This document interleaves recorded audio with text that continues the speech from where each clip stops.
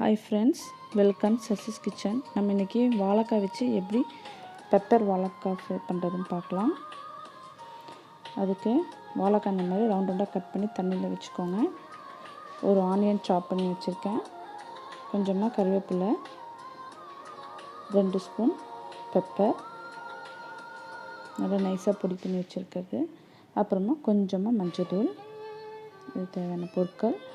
இப்போது எண்ணெய் ஊற்றி கடுகு போட்டு, கடுகு பொரிஞ்சதுக்கப்புறம் வெங்காயம்,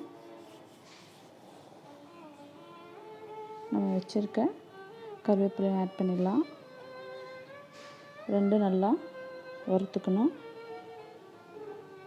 ரொம்ப ரோஸ்ட்டாக வறுக்கணும் அவசியம் கிடையாது, சும்மா கொஞ்சம் வறுத்தாலே போதும். நம்ம வச்சுருக்க வாழைக்காவை இப்போ நம்ம இதை ஆட் பண்ணிடலாம். வாழைக்காய் நல்லா எண்ணெயிலே வறுக்கணும். அதுக்கு தேவையான அளவுக்கு உப்பு, இப்போது கொஞ்சம் மஞ்சள்தூள்,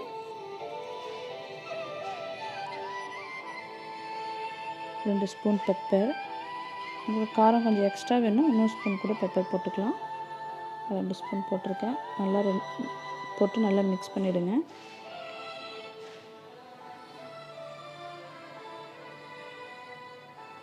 ரசம் சாதம், தயிர் சாதத்துக்குலாம் ரொம்ப டேஸ்ட்டாக இருக்கும். கண்டிப்பாக ட்ரை பண்ணி பாருங்கள். இதுக்கு ரொம்ப தண்ணிலாம் ஊற்றணும் அவசியம் கிடையாது. அந்த வாழைக்காய் சாஃப்டாகிற அளவுக்கு தண்ணி இருந்தால் போதும். சும்மா ஒரு 1/4 டம்ளர் தண்ணி ஊற்றிக்கோங்க போதும்.